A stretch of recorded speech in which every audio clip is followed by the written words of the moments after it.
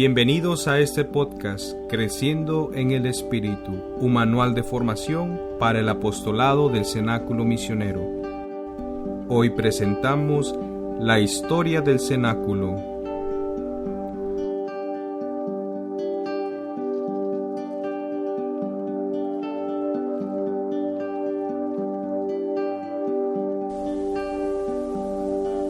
Saludos amigos y hermanos todos.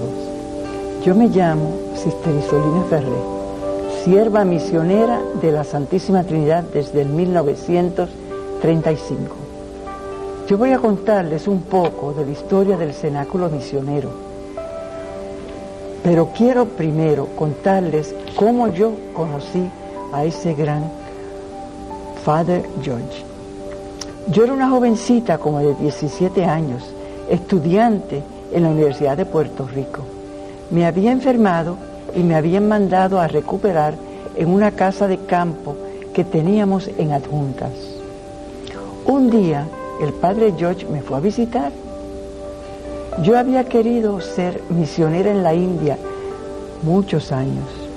Y él me habló y me dijo muchas cosas acerca de los muchos niños pobres y abandonados que habían aquí en Puerto Rico y que no tenía que pensar ir muy lejos, sino que me tenía que poner buena porque los niños estaban esperando por mi ayuda. ¿Qué palabras proféticas fueron esas? Fue una profecía maravillosa. Me tenía que poner buena para llegar a tantos niños abandonados que había en Puerto Rico. ¿Quién era ese sacerdote que me hizo tanta impresión a mí, una joven adolescente? Father George nació en el sur de Boston, Massachusetts, en el año 1868.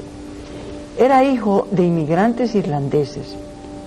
Su familia era muy unida, pero pobre, y él tuvo que trabajar mucho para ayudarlo a educar, pues su papá había muerto cuando eran jovencitos. Su gran sueño era ser sacerdote, pero no lo pudo realizar hasta que sus hermanos no estuvieran educados. Llegó por fin el día y entró en la congregación de los padres paules, porque en aquellos años eran unos grandes predicadores y misioneros.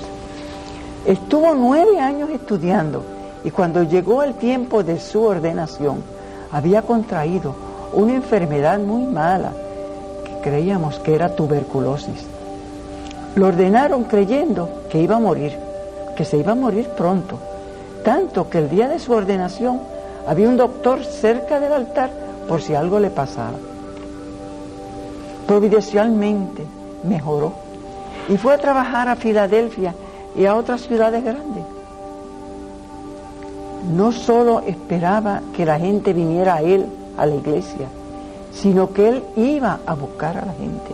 Él iba a visitar a toda esta gente, iba de casa en casa. Fue en este tiempo de los grandes inmigrantes italianos y ayudó mucho a todos estos pobres inmigrantes que no perdieran su fe, porque él estaba muy atento a eso. Se dio cuenta que no podía hacerlo solo, porque había muchos inmigrantes, pero también había muchos buenos laicos que podían ayudarle. Algo raro en aquella época, cuando el laico no hacía nada comprometido como misionero.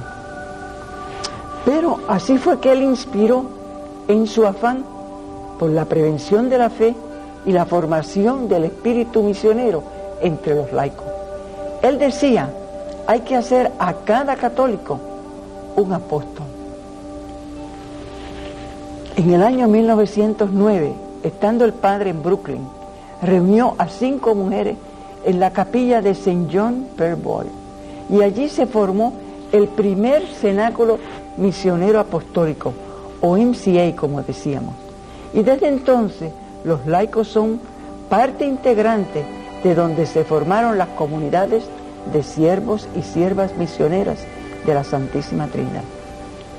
En el 1923, respondiendo al pedido de Monseñor Caruana, viene el Padre George a Puerto Rico y empieza una Trinity Academy para las niñas que iban a la universidad y un San Agustín para los jóvenes.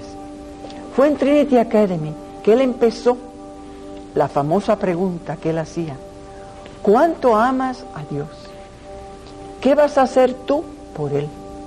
Y entonces fue formando un grupo de estudiantes que se dedicaban a salir con el padre y la sister todos los fines de semana a dar catecismo y a predicar por los campos de Loíza, Río Grande y todo ese sector.